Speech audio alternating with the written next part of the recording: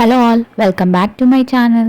మనకి మార్కెట్లో చాలా డిఫరెంట్ టైప్స్ ఆఫ్ బిస్కెట్స్ దొరుకుతాయి, కానీ అవన్నీ మైదా, షుగర్, ప్రిజర్వేటివ్స్తో ఉంటాయి. సో అవి తింటే మన హెల్త్కి అంత మంచిది కాదు. ఈవెన్ ప్యాకెట్స్ మీద హెల్దీ అని రాసినా కానీ వాటిని షుగర్తోనే ప్రిపేర్ చేస్తారు. అలా కాకుండా మనం ఇంట్లోనే హెల్దీగా రాగి వీట్ జాగ్రీ బిస్కెట్స్ ప్రిపేర్ చేసుకొని పిల్లలకు పెడితే వాళ్ళు కూడా దీని టేస్ట్ని చాలా బాగా ఎంజాయ్ చేస్తూ తింటారు. సో వీడియో స్టార్ట్ చేద్దాం.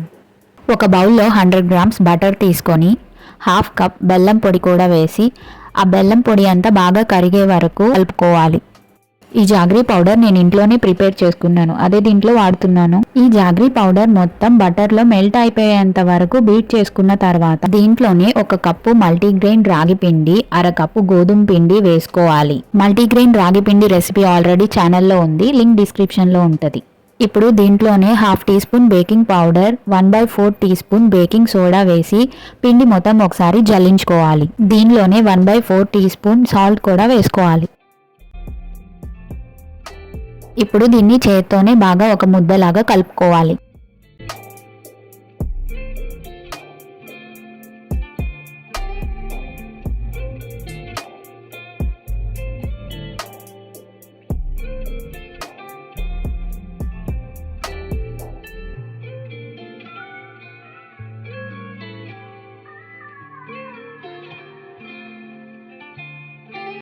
కలుపుకున్న పిండిని క్లీన్ ర్యాప్ చేసి ఫ్రిడ్జ్లో 15 to 20 మినిట్స్ అలా వదిలేసేయాలి.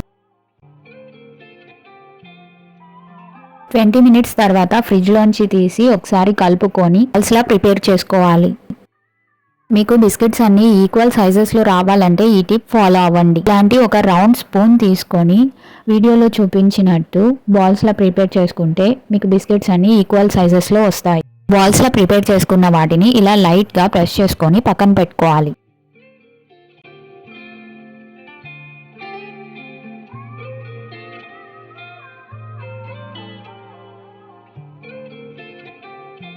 ఇక్కడ మనం ముందుగా ఓవెన్ని ప్రీహీట్ చేసుకుంటున్నాం. బిస్కెట్స్ మీద డిజైన్స్ కోసం టూత్ పిక్ తీసుకొని లైన్స్ లాగా పెట్టుకోవాలి. ముందుగా ప్రీహీట్ చేసుకున్న ఓవెన్లో 15 to 20 మినిట్స్ వరకు బేక్ చేసుకోవాలి. వీటిని స్టవ్ మీద పెట్టి కూడా చేసుకోవచ్చు. ఇవి వేడి మీద మెత్తగా ఉంటాయి. ఇవి పూర్తిగా చల్లారిపోయాక పర్ఫెక్ట్ బిస్కెట్ టెక్స్చర్ వస్తాయి.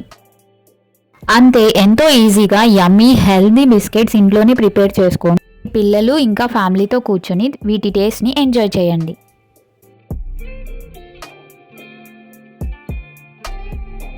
Thank you so much for watching.